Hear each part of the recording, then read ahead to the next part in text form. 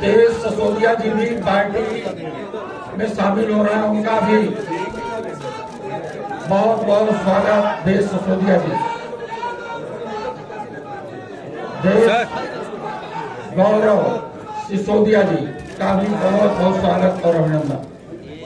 ये अकेले सक्रिय बजा रहे हैं, अभी चुनाव भी लड़ चुके 2024 का लोकसभा।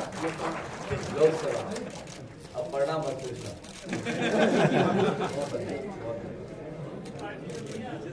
निर्दलीय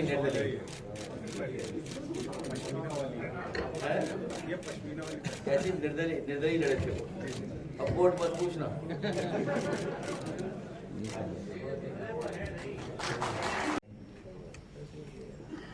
मैं मनोज सिंह जी, जज साहब से कहूंगा और अपने तमाम साथियों से कहूंगा कि जब पीडीए हेल्पलाइन बन गई है तो हमें पीडीए का डेटा सेंटर भी बना देना चाहिए।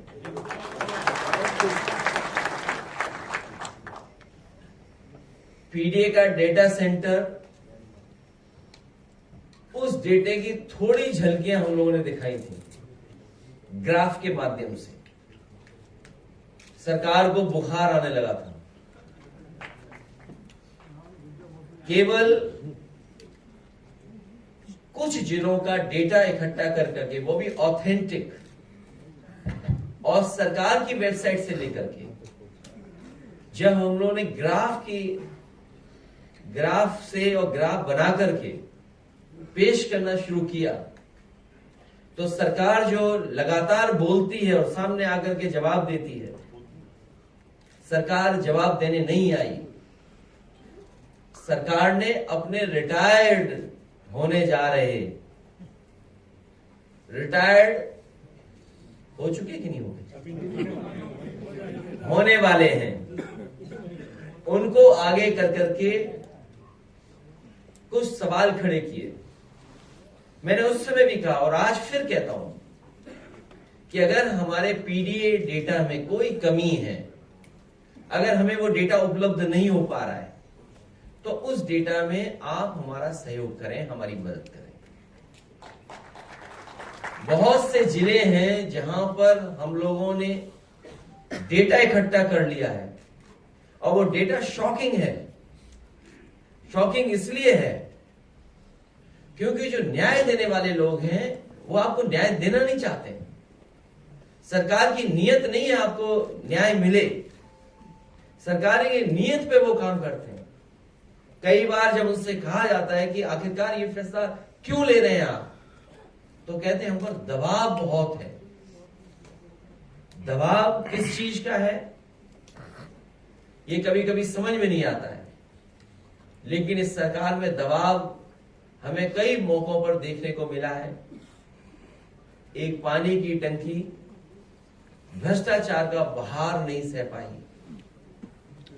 एक पानी की टंकी भ्रष्टाचार का बहार नहीं सह पाई और टंकी फट गई, गिर गई, पाइप टूट गया। सरकार सह नहीं पा रही है भ्रष्टाचार का भार। एक वरिष्ठ आईएएस अधिकारी अंडरग्राउंड है। ये पीडीए की ताकत की वजह से घबराए हुए लोग हैं जो अभी अभी सरकार ने फैसला लिया है। हमें खुशी है इस बात की कि सामाजिक न्याय के राज की स्थापना के लिए एक कदम तो बढ़े हैं सब लोग।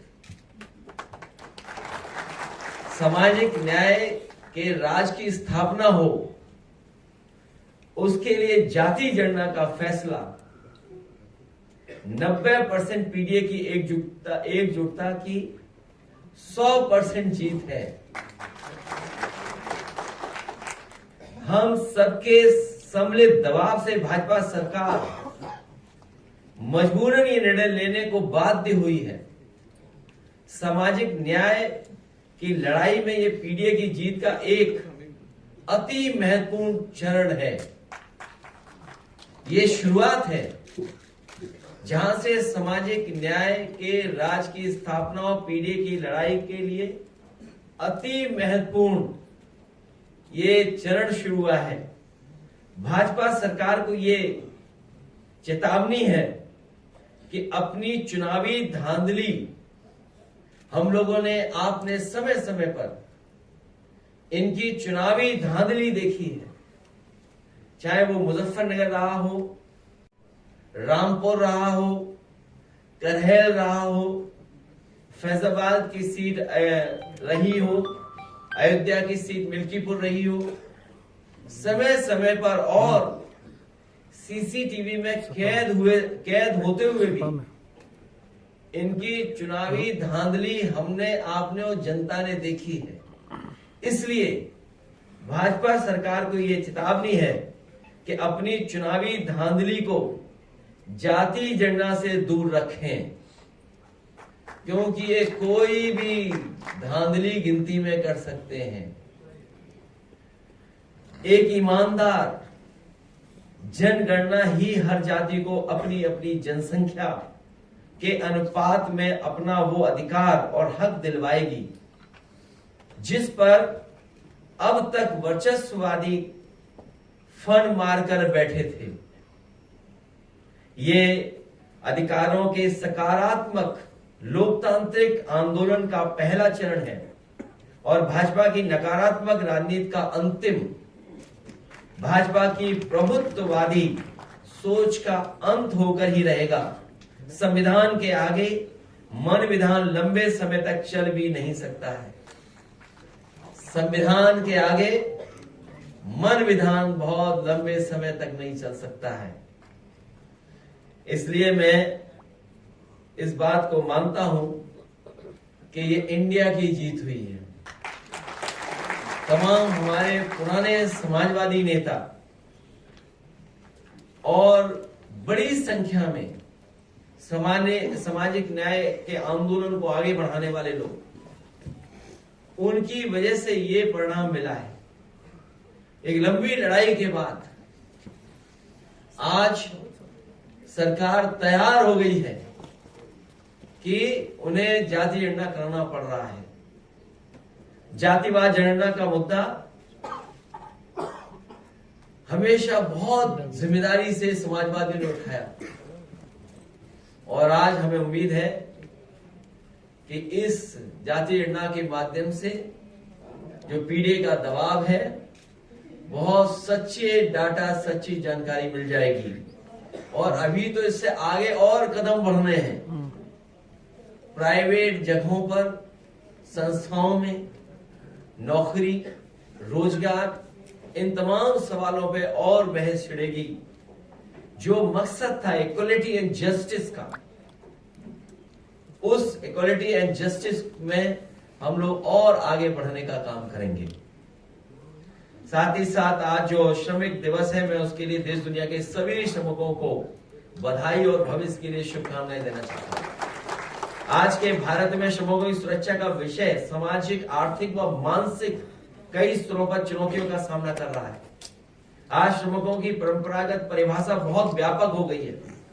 इनमें निम्नलिखित मैं पढ़ना चाहता हूं: कृषि श्रमिक, मनरेगा लेबरिंग, मंडी श्रमिक, पोर्टर। कहीं आंदोलन हो गया क्या? फोटोग्राफर भाग रहे हैं। अच्छा, 3 बजे बीजेपी, तो हम लोग चलाएंगे 4 बजे तक। दुकान श्रमिक, मैं दोबारा कहना चाहता हूं, क्योंकि जब पीसी होगी तो आप लोग हमारा सहयोग करना। तो वहां क्या बोला जा रहा है हमारे खिलाफ? नहीं, अगर वहां खिलाफ बोला तो आप मेरी मदद करना। क्या हो गया? तो और लंबा चलाएंगे।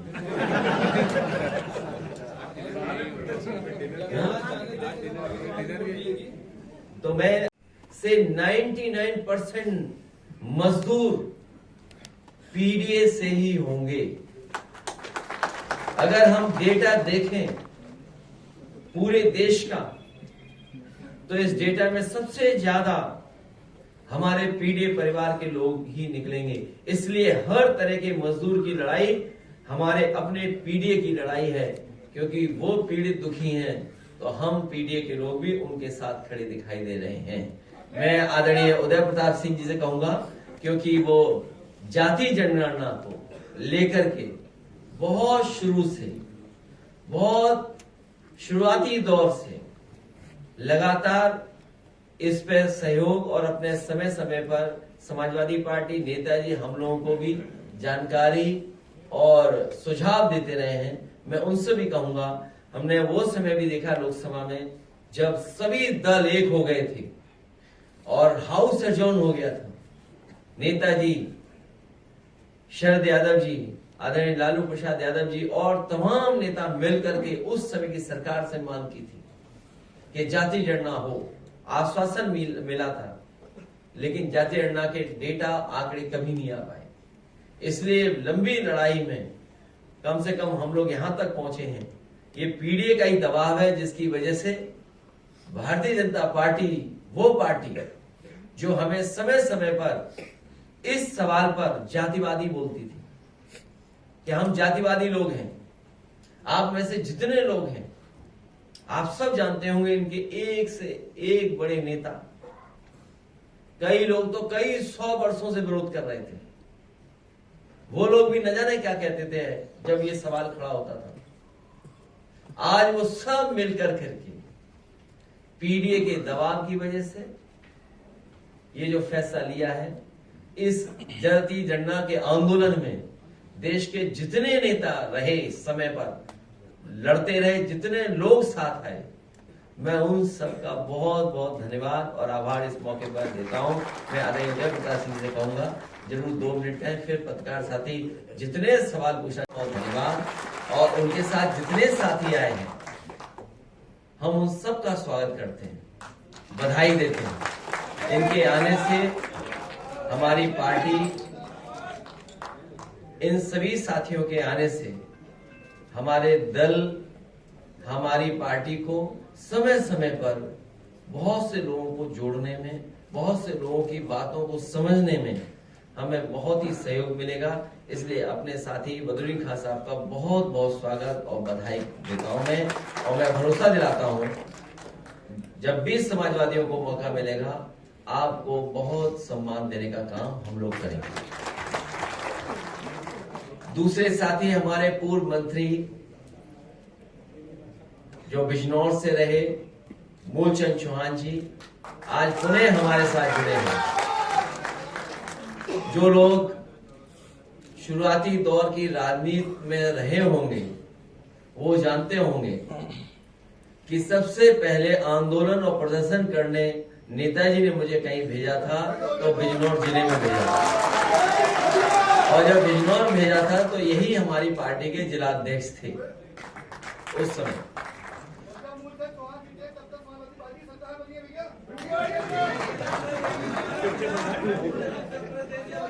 देखिए, अभी आपने सुना शंख बज गया है,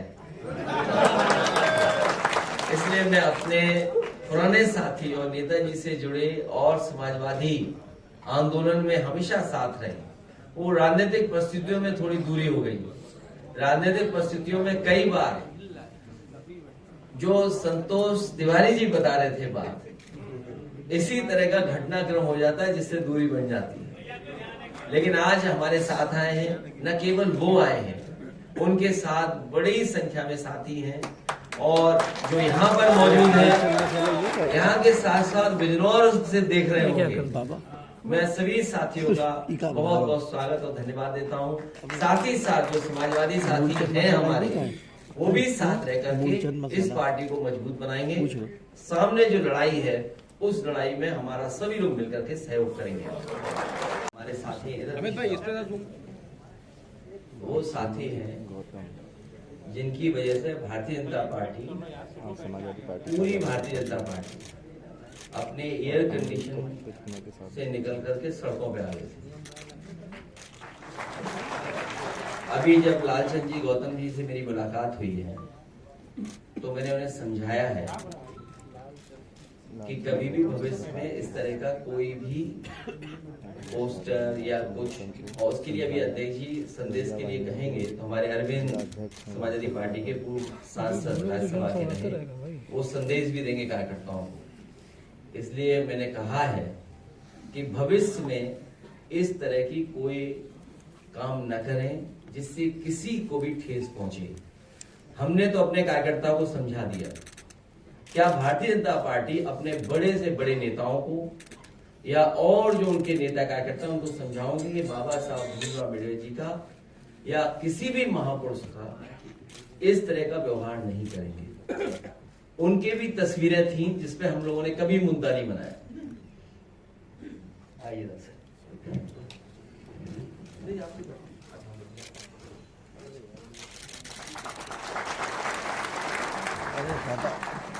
अभी गलती नहीं करेगा सब।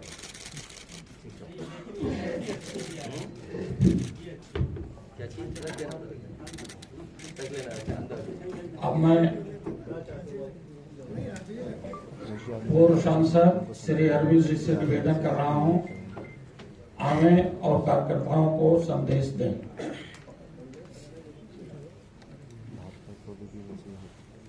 माननीय राष्ट्रीय अध्यक्ष जी, पत्रकार बंधुओं और सम्मानित साथियों, हम अपने सभी समर्थकों और पार्टी के कार्यकर्ताओं के प्रेम, स्नेह, समर्पण के लिए उनकी भावनाओं का हृदय से आभार प्रकट करते हैं। साथ ही ये अति संवेदनशील अपील भी करते हैं कि भावना में बहकर कभी भी किसी पार्टी नेता की तुलना या समकक्षता किसी भी दिव्य और पूजनीय महापुरुष या महाव्यक्तित्व से किसी भी संदर्भ में नहीं करें और न ही इस तुलना को दर्शाने वाली कोई भी तस्वीर, प्रतिमा, गीत बनाएं या बयान दें। दिव्य व्यक्तित्व व महापुरुष किसी भी तुलना से बहुत ऊपर होते हैं। मैं धन्यवाद देना भूल गया था अजीज उत्साही साहब का मैं बहुत धन्यवाद देता हूँ। बहुत पुराने साहित्यकार, कवि वेगल उत्साही जी के बेटे हैं। मैं उनका धन्यवाद देता हूँ। उन्होंने मुझे ये गिफ्ट में वतन के तराने किताब दी है। मैं उनका धन्यवाद देना भूल गया सर। मैं समाजवादी पार्टी के एमएलसी आशू मलिक का भी धन्यवाद देता हूँ। गाना बजवा दीजिए कि उन्होंने आधे घंटे में गाना तैयार करा दिया। और ये गाना जो बनाया इन्होंने, ये जो फैसला हुआ है जाति जनगणना और पीडीए का संघर्ष, उसको लेकर के बनाया। क्योंकि अगर आप सवाल पूछना चाहो पूछ लो सर, बजवा दीजिए गाना। बैठ जाओ, पहले बैठ जाओ, तभी आएगा सुनने में अच्छा लगेगा। बैठ जाओ, इनका ले लो। ये जो धार्मिक कार्यक्रम है, पहले गाना वो बात नहीं कहूंगा कि जिसका दाना उसका गाना। पहले गाना फिर आपके सवाल। मैं कहूंगा कि गाना बजाएं। सब लोग बैठ जाइए, साथी हैं, सब लोग साथी बैठ जाए। आवाज नहीं आ रही है और लाइट बंद करो। ये पीढ़ी की जीत है, अब शुरू हुई नई रीत है, शुरू हुई नई रीत है, अब शुरू हुई नई रीत है, अब शुरू हुई नई रीत है। जाति जब जीनी जाएगी तब नई आजादी आएगी। जाति जब जीनी जाएगी तब नई आजादी आएगी।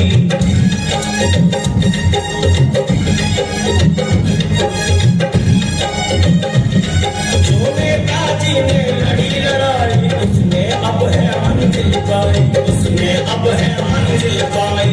जिन्होंने है साथ निभाया, ये मुद्दा हर बार उठाया, ये मुद्दा हर बार उठाया, तब जाकर ये दिन है आया। अब तक जिसने हक है मारा, अब उसने हथियार है दादा।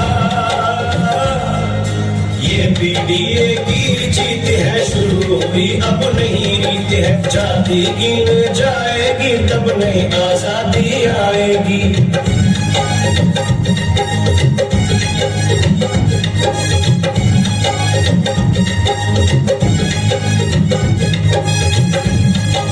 आरक्षण का हर विरोधी अब तो रोटी खाएगा। जब हर एक दिन जाएगा तब ही अधिकार वो पाएगा।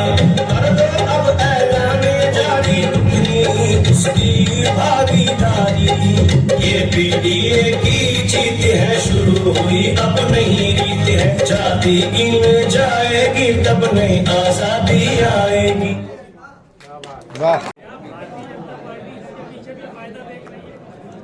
बीजेपी हारेगी, अब और हारेगी।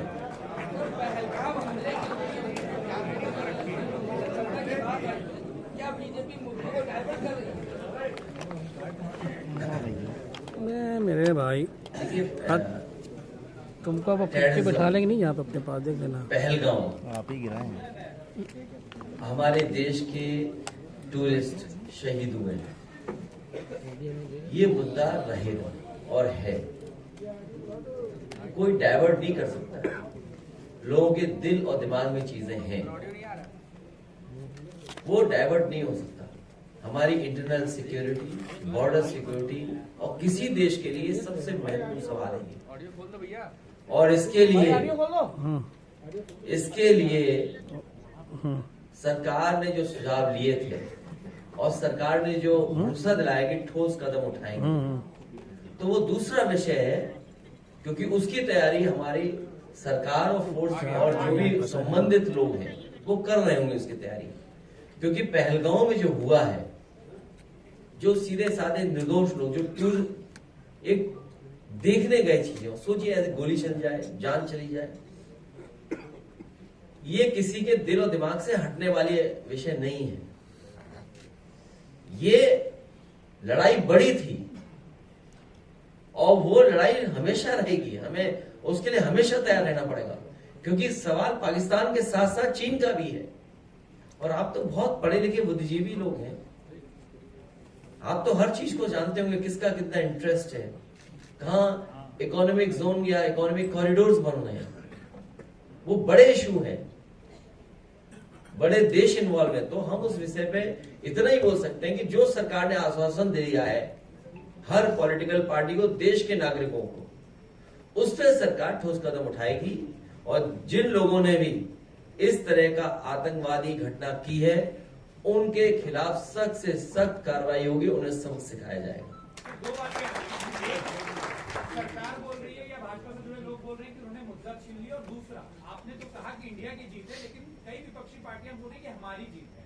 क्या वो एक आपने जितने बड़े शब्दों में कहा वो नहीं बन पाया? मैंने ये कहा कि पीडीए, इंडिया और जितने भी लोगों ने इसमें सहयोग किया, समय समय पे इस आंदोलन को आगे बढ़ाया है, और संविधान बाबा साहब भीमराव अम्बेडकर जी, उन्हीं के संविधान में तो है इक्वलिटी एंड जस्टिस।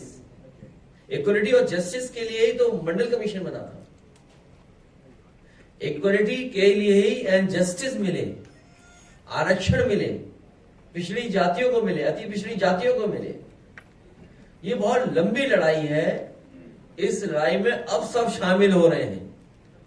ये सबसे बड़ी बात है, ये सबसे बड़ी जीत हमारे पिछड़े दलित, और सबसे बड़ी जीत है बाबा साहब भीमराव अम्बेडकर जी ने जो हमें संविधान दिया है, उस संविधान की जीत है। लेकिन एक तरफ जाति जनगणना की बात हो रही है, छत्तीसगढ़ सहित 8 राज्यों में 10 लाख करीब आदिवासियों की जमीनों को वहाँ के जो बड़े बिजनेसमैन है उनको भेज दिया गया सरकार की तरफ से। क्यों?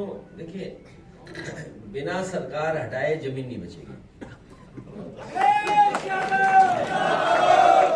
इतनी सी बात है। बिना सरकार हटाए हमारा किसान, हमारा गरीब, हमारा मजदूर अपनी जमीन नहीं बचा सकता। सरकार हटाओ तुम भी। सर 200 लोही कल मैंने उसमें बहुत लंबा पत्र लिख दिया था और आपके ही प्रश्न लिखा था। फोटो भी डाल दी 4 PM जो समझ गए हो गया। सर आज मजदूर दिवस, करा दिया तुम्हारा। सर आज मजदूर और पीएम की तैयारी में। सर आज मजदूर दिवस है। 240 लोगों को आप भी हम भी सब मजदूर हैं। लोहिया में हटा दिए गए सर। 240 लोगों को लोहिया से हटा दिया गया, मजदूरों को, जो गार्ड जो गार्ड थे वहाँ पे। लोहिया इसीलिए आपने सुना नहीं ढंग से।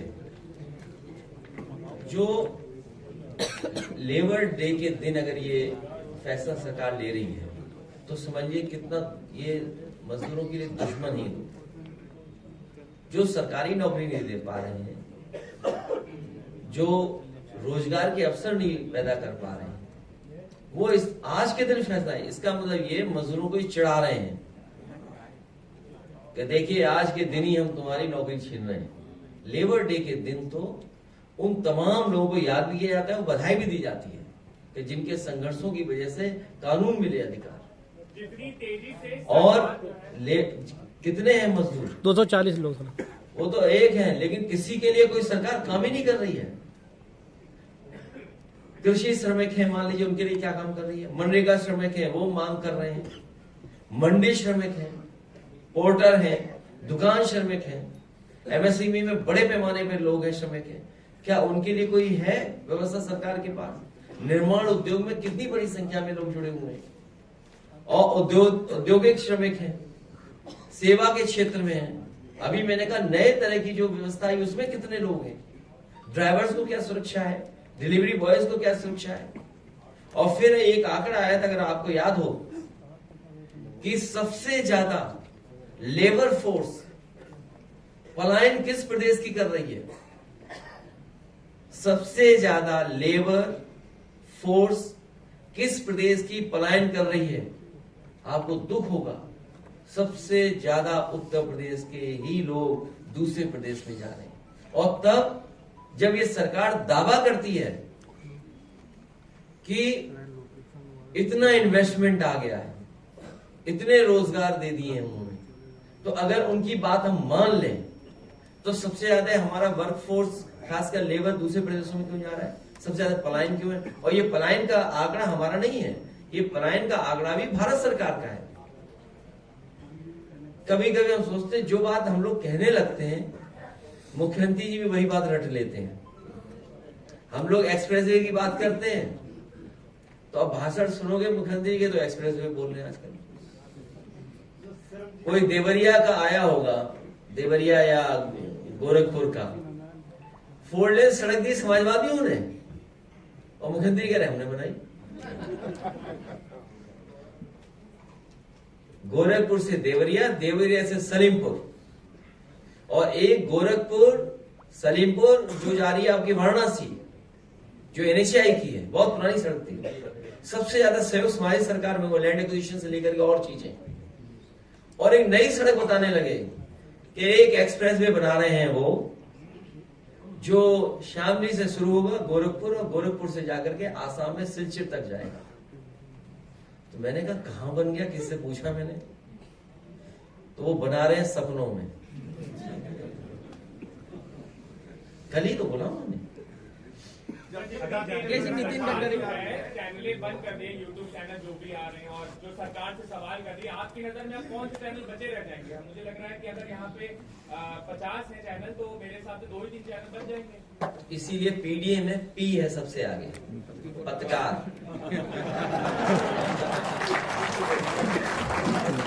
निकाल रहे हैं तो आप हमें लिख करके दीजिए, और मैं ये सरकार तरीका अपनाती है कि कैसे रोका जाए पीडीए समाज के लोगों को।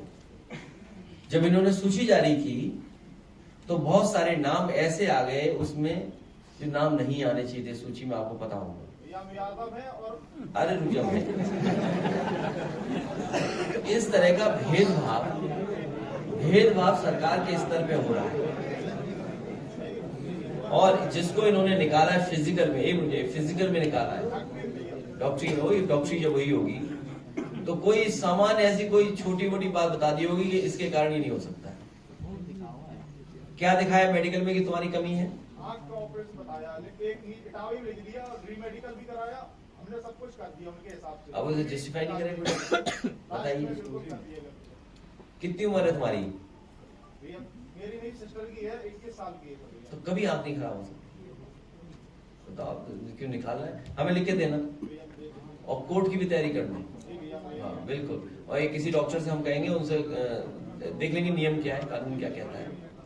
ये देखिए कैसे आपको दिखाई नहीं देता, बताइए।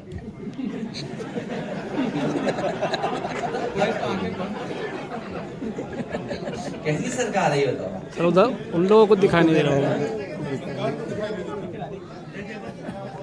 सोचिए आप, मतलब किस स्तर तक भेदभाव है।